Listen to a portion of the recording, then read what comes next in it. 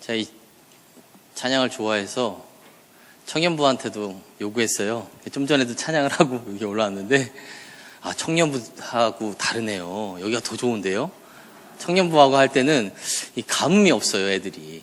네, 그냥 가사는 가사요, 음은 음이요. 근데 또 여러분들은 가사와 음을 음미하시면서 또 찬양을 하니까 더 아주 은혜의 시간들이었습니다. 제가 고민을 했습니다. 어떻게 하면 사진 한 장을 띄워도 80% 이상이 알아먹을 수 있는 사진을 띄울 수 있을까 하다가 선택한 사진 한 장이 있습니다. 네. 자, 70년대 이런 포스터가 막 붙어 있었어요. 예. 쥐를 잡자. 너무 쥐가 많은 거예요.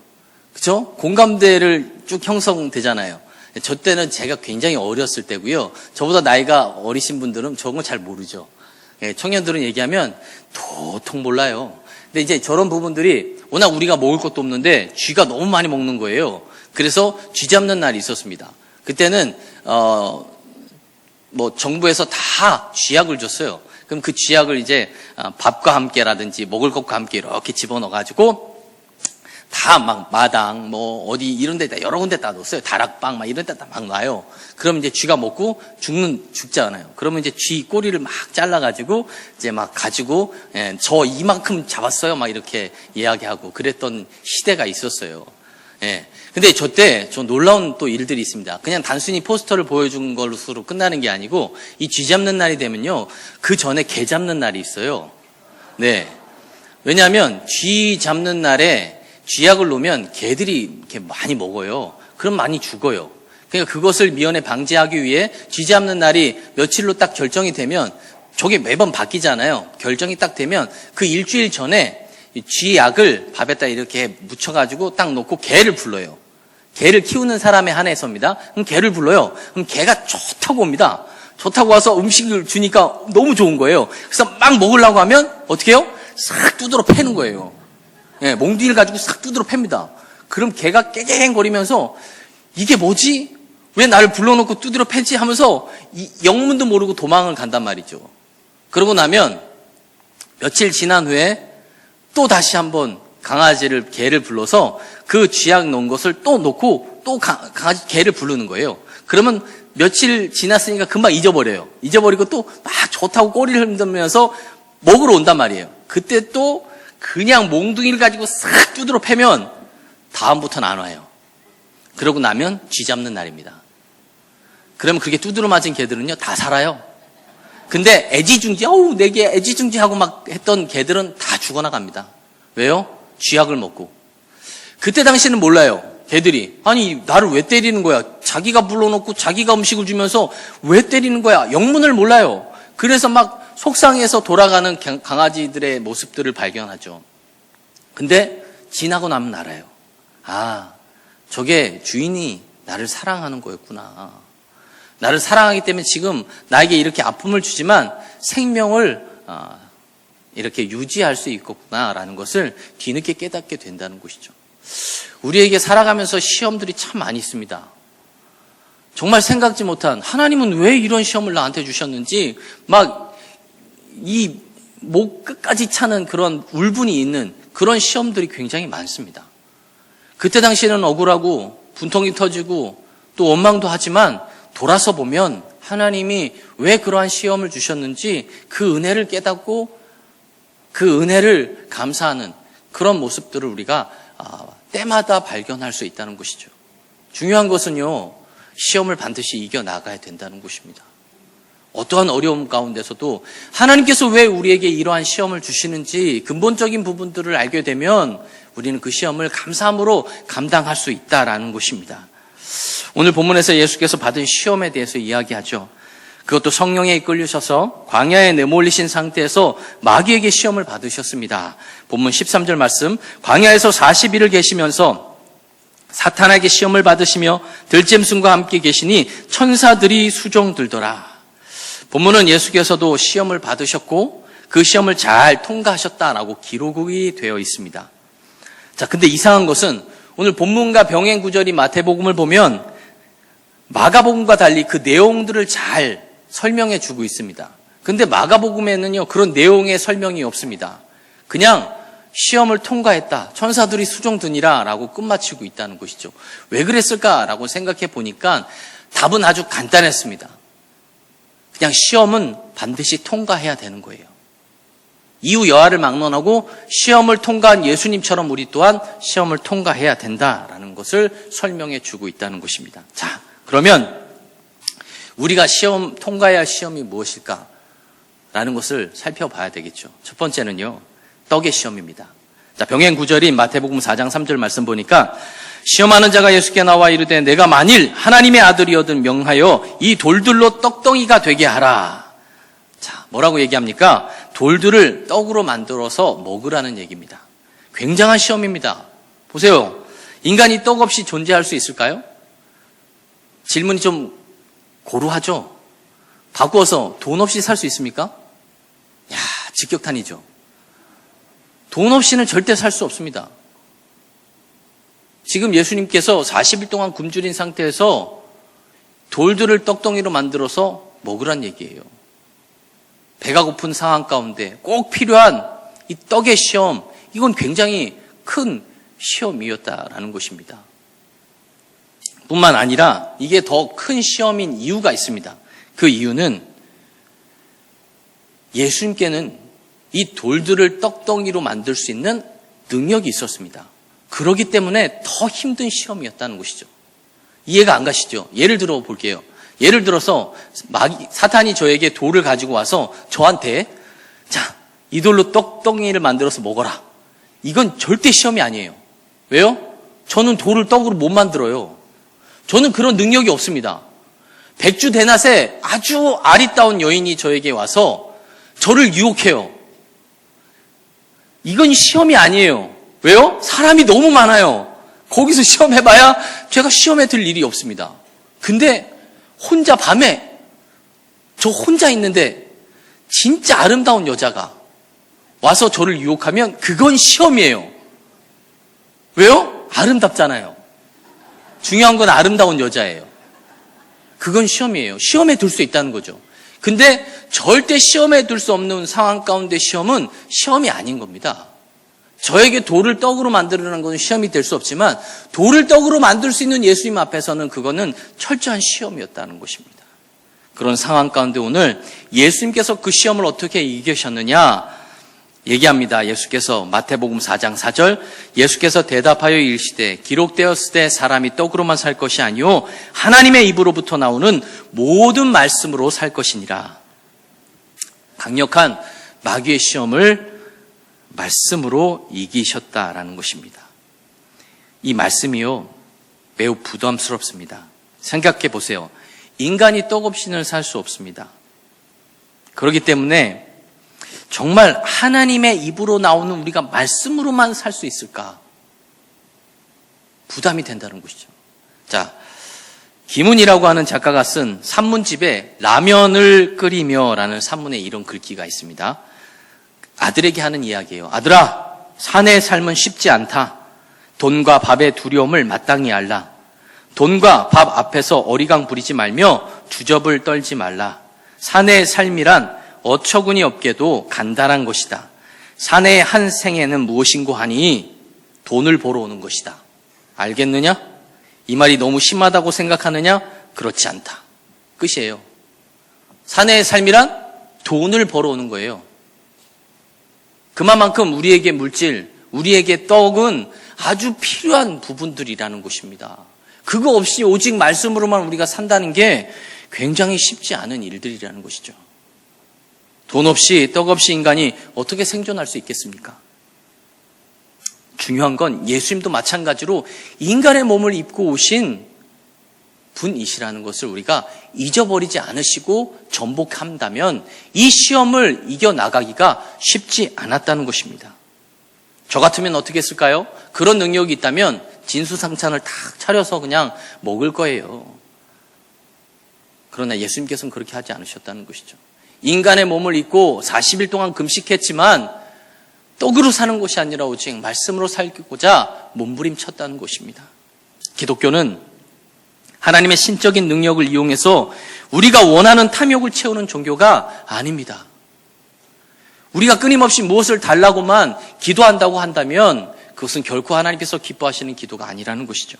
진정한 기독교인이라면 하나님의 능력을 이용해서 더 많은 떡을 가지려는 욕심을 채우는 게 아니라 오히려 아들을 내어주기까지 우리를 사랑하신 그 하나님이 내 쓸 것을 공급하시리라는 믿음을 가지고 가난함에도 불구하고 염려하지 않고 오늘 하루하루의 삶을 살아가는 것, 그것이 바로 참된 기독교인이라는 것입니다.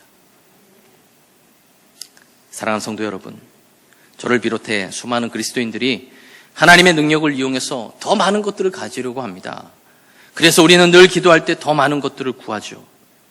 그러나 더 중요한 것은 떡 때문에 시험 들지 마시고 오직 말씀을 붙들고 나아갈 수 있는 그런 여러분들의 삶이 되시기를 간절히 소망합니다.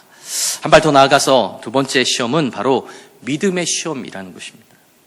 더 강력한 두 번째 시험이 오늘 예수님을 기다리고 있었습니다. 사단은 한 번 해서 넘어지지 않는다고 포기하지 않습니다. 또 합니다. 두 번째, 마태복음 4장 5절에서 6절 말씀. 이에 마귀가 예수를 거룩한 성으로 데려다가 성전 꼭대기에 세우고 이르되 내가 만일 하나님의 아들이어든 뛰어내리라. 기록되었을 때 그가 너를 위하여 그의 사자들을 명하시리니 그들이 손으로 너를 받들어 발이 돌에 부딪히지 않게 하리로다 하였느니라. 자, 마귀는 점점 더 대범하게 지금 시험하고 있다는 것이죠. 굉장히 별로 안 놀라시죠? 근데 보세요. 지금 마귀가 예수님을 시험하는 과정 가운데 기록된 하나님의 말씀으로 시험하고 있습니다. 예수님을 시험하면서 인용한 말씀이 시편 말씀입니다. 91편 11절 12절의 말씀. 그가 너를 위하여 그의 천사들을 명령하사 내 모든 길에서 너를 지키게 하심이라. 그들이 그들의 손으로 너를 붙들어 발이 돌에 부딪히지 아니하게 하리로다. 지금 마귀가 하나님의 말씀을 가지고 와서 시험을 하고 있단 말입니다. 이 말은 사탄도 하나님의 말씀을 너무 잘 알고 있다는 거예요. 양 옆에 있는 분들에게 인사하십시오. 사단보다는 더 말씀을 잘 알아야 되지 않겠어? 네, 그죠? 좀 인사하기가 애매합니다. 네. 자, 오늘 시편 91편 11절 그리고 12절에 기록된 대로 이루어지는지 마귀가 네가 지금 하나님의 말씀이라고 자꾸 그러니 나도 하나님의 말씀대로 널 시험할 테니까 한번 시편 91편의 말씀처럼 네가 한번 떨어진 후에 정말 하나님의 말씀대로 네 발이 돌에 부딪히지 않게 하는지 한번 보자는 것입니다. 자, 그때 당시에 이 성전 꼭대기에 대해서 학자들의 말에 의하면 약 높이가 무려 140m 어마어마한 높이였다는 것이죠. 만약에 거기서 예수께서 떨어지셔서 진짜 발이 돌에 부딪히지 않는 그런 상황이었다면 진짜 어마어마한 사람들에게 칭송과 환송을 받을 수 있는 상황입니다. 그리고 그게 우리가 알듯이 하나님의 말씀이었잖아요. 실천하고 싶은 마음이 간절한 말씀 아니겠습니까? 우리는 하나님의 말씀을 날마다 실천하고 싶으시잖아요. 그리고 실천하기 싫은 말씀들이 굉장히 많은데 그건 또 실천을 안 하시잖아요. 근데 이건 유혹이 얼마나 큰지를 생각해 보셔야 돼요. 예수님께서 이거를 실천해서 실천한 대로 행해지면 그 칭송을 다 받는 겁니다. 그러니 얼마나 이 말씀을 실천해 보고 싶어 했겠습니까? 원수를 사랑하라고, 자기 남편을 사랑하라고 계속해서 성경은 말씀하고 있지만 여러분들은 어떻습니까? 원수를 사랑하지 않잖아요. 자기 남편을 사랑하지 않잖아요. 말씀을 전복하지 않잖아요. 왜요? 말씀을 전복하기 싫으니까. 이 사단의 말에 예수님이요 얼마나 아멘하고 싶었겠습니까? 그런데 예수님께서 뭐라고 말씀하십니까? 4장 7절의 말씀. 예수께서 이르시되 또 기록되었을 때 주 너의 하나님을 시험하지 말라 하였느니라 하시니. 뭐라고 얘기합니까? 나는 하나님을 시험하지 않는다는 것입니다. 하나님을 테스트하지 않아도 하나님이 나를 보호하시는 내 아버지시고 나를 눈동자처럼 지키시는 아버지심을 내가 믿는다는 것입니다. 무한 신뢰, 그게 예수님께서 우리에게 보여주시는 모습이었다는 것이죠. 여러분들은 하나님을 얼마나 신뢰하십니까? 오늘 예수님처럼 이렇게 신뢰하는 삶을 살고 있냐는 것이죠. 어떠한 시험 가운데서도 하나님을 시험하지 않고 오직 하나님의 뜻에 순종하는 삶을 우리가 살아가고 있냐는 것입니다. 저와 여러분들에게 하나님은 어떤 분이십니까? 혹시 내가 원하는 것을 주지 않으시면 하나님이 아니시고 주시면 하나님이신 그런 하나님이 아닌지 돌아보셔야 된다는 것이죠.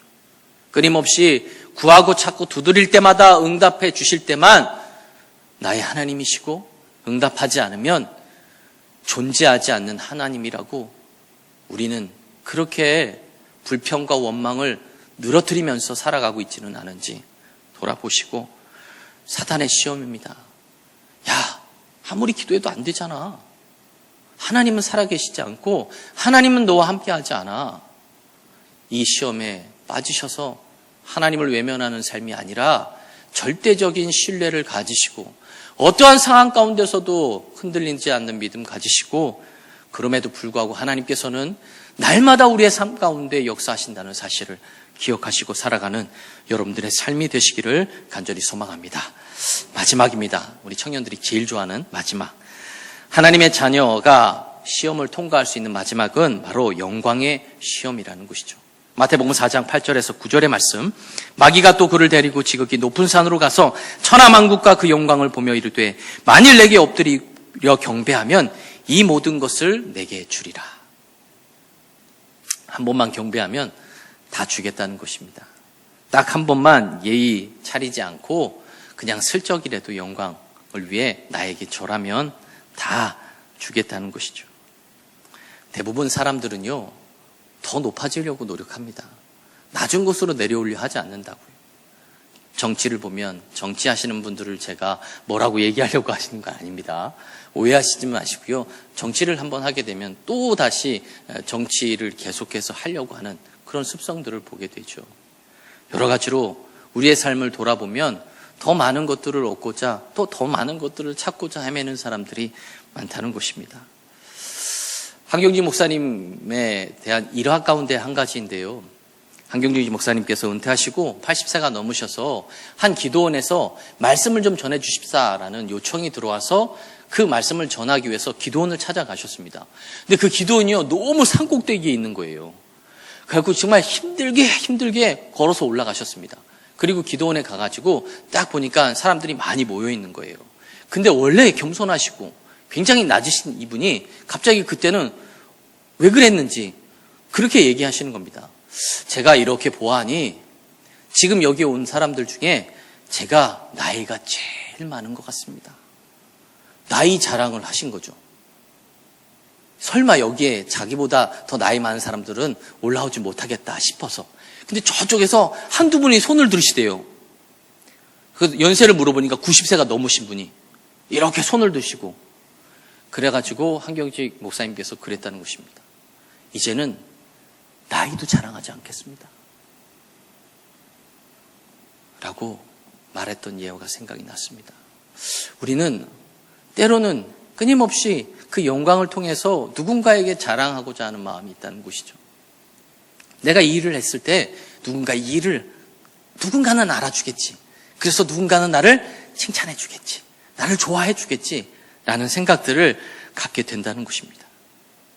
오늘 주님께서도 마찬가지였습니다. 인간의 몸으로 입으시고 오신 주님께서 그 영광의 시험 가운데 어찌 그 영광을 받고자 하는 마음이 없었겠습니까? 그럼에도 불구하고 그 영광의 시험을 이기신 그 예수 그리스도의 그 놀라운 섭리를 우리가 다시 한번 깨달아야 된다는 것입니다. 사도 바울은 로마서 8장 1절 그리고 2절에 이렇게 말합니다. 그러므로 이제 그리스도 예수 안에 있는 자에게는 결코 정죄함이 없나니 이는 그리스도 예수 안에 있는 생명의 성령의 법이 죄와 사망의 법에서 너를 해방하였습니다. 우리를 해방해 주신 그 주님의 놀라운 섭리를 알게 되면 우리가 무엇을 자랑할 수 있겠습니까? 어떠한 영광을 받을 수 있겠습니까? 광야의 시험에서 이긴 예수 그리스도처럼 떡의 시험, 믿음의 시험, 영광의 시험, 그 시험을 이기신 주님 안에 우리가 거할 때 우리에게 끊임없이 찾아오는 이 많은 시험들 하나하나도 우리 또한 이겨나갈 수 있다는 사실, 그것을 기억하면서 나가는 여러분들의 삶이 되시기를 소망합니다. 마태복음 4장 10절에서 이렇게 말씀합니다. 이에 예수께서 말씀하시되 사탄아 물러가라 기록되었을 때 주 너의 하나님께 경배하고 다만 그를 섬기라 하였느니라. 아멘. 우리가 이러한 믿음 가지고 이러한 신앙 가지고 오직 하나님께만 경배하고 하나님만 섬기면서 살아가는 여러분들의 삶이 되시기를 주님의 이름으로 축원합니다. 1517년 중세의 암흑기, 종교개혁가 마르틴 루터가 비덴베르크 성당에서 95개조의 방망문을 내걸고 교황으로부터 파문을 당했습니다. 모든 것을 잃게 됐죠. 하지만 마틴 루터는 파문당한 그곳에서 하나님을 원망하거나 시험에 들지 않았습니다. 오히려 모든 것을 잃었을 그때에 은둔 생활을 통해서 성경을 보게 됐고, 이 성경이 라틴어로 되어 있는 부분들로 인해서 참 일반 사람들이 보기가 힘들다는 생각을 가지면서 그 라틴어로 된 성경을 독일어로 번역하기 시작했습니다. 그래서 많은 사람들이 지금의 성경들을 계속해서 볼 수 있는 은혜가 우리 루터를 통해서 이루어진 것이죠. 그 자리에서 낙심해서 포기한 인생이었다면 결코 또 우리가 볼 이 성경들은 같이 번역되어져서 나오지 못했을 것 같습니다. 그와 같이 어떠한 상황 가운데서도 시험 가운데 빠지지 마시고 온전히 시험을 이겨나아가 주님께서 기뻐하시는 여러분들의 삶이 되시기를 주님의 이름으로 축원합니다. 기도하겠습니다.